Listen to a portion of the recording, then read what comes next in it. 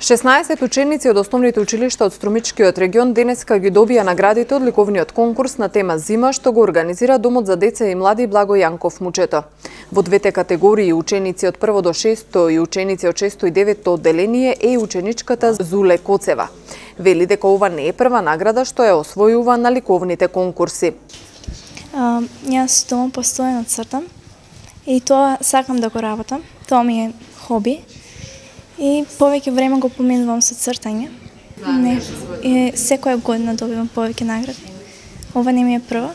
Од Домот за деца и млади велат дека им пристигнале 150 творби. Станува збор за традиционален конкурс што го организира оваа институција. Денес Домот за деца и млади официјално ги завршува своите активности кои што со планот и програмата за работа беа предвидени за 2017 година. Имаме доделување на награди и тоа доделување на награди по распишан ликовен конкурс, кој што ликовен конкурс традиционално се распишува секоја година и тоа по повод божикните и новогодишните празници. Но оваа година темата беше малку поразлична.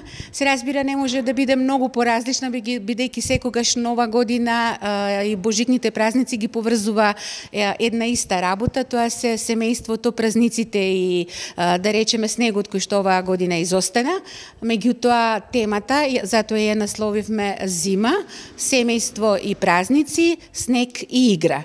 Така да и учениците кои што се наши постојани соработници од сите основни училишта од Струмица, Ново село, Босилово и Василево, како и секоја година имаа соработка со нас. Поточно ликовниот конкурс беше упатен до нив и возвратно навремено ги добивме нивните творби за да имаме доволно време да ги обработиме и ги поставиме токму овде во овој изложбен салон каде што се наоѓаме денес. Имаме прилика да уживаме во ликовните творби кои ги изработија прекрасните раце на нашите деца. Наградени беа по 2 први, втори и трети награди во категоријата до 6 одделенија, а 3 први, 4 втори и 3 трети награди во поголемата категорија.